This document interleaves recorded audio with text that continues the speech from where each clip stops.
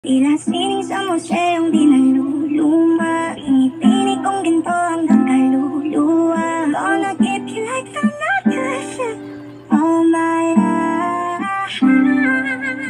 Sa tingin mo na ang oras may lumipas na. May patuloy na mararahuya sa ganda. I still kiss you every single day all my life. Nakilala kita sa lugar ng masayahing bubuyog. Nabulabog ang puso kong natutulog. Ako ay nasa labas pero ang loob ay nahulog. Ang nararamdaman ko sa iyo ay hindi hilaw, ito'y hinog, pwera usog. Ikaw ay isang kakaiba at magandang sining. Hindi ka tala pero ikaw ay nagningning sa aking paningin. Ikaw ba ang binibining ibinigay sa akin?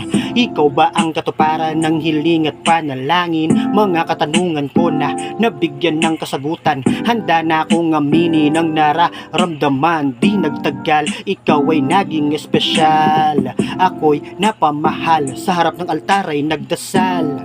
Nagpasalamat sa may kapal, ipinakilala ka niya sa akin, aking mahal, aking mahal. Ikaw ay tila sining sa museong di naluluma. Pinipili kong ginto hanggang kaluluwa. Gonna keep you like the necklace all my life. Sa tingin mo na ang oras may lumipas na. May patuloy na mararahuya sa ganda. I still kiss you every single day all my life.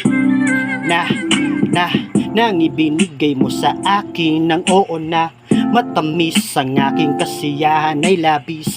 Kasing tamis ng hinog na atis, ang pagmamahalan ay dumadaloy na para bang isang batis. Nagbiro ba ang tadhana? Hindi ako nainis. Hindi natin gusto ang isa't isa pero nauwi sa kanais-nais, kanais-nais.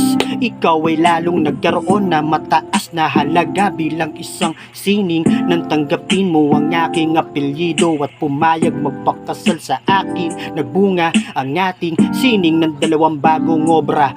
Gamit ang makulay na pagbibigay, nakalikha tayo ng dalawa. Wala ka sa museo pero ipapakita ang taglay mong ganda bilang sining, bilang ilaw ng tahanan.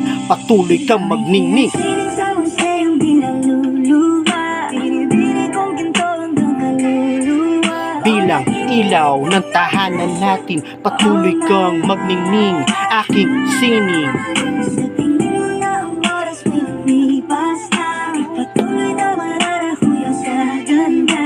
I still kiss you every single Nagbiro ba ang tadhana? Hindi ako nainis. Hindi natin gusto ang isa't isa pero nauwi sa kanais-nais.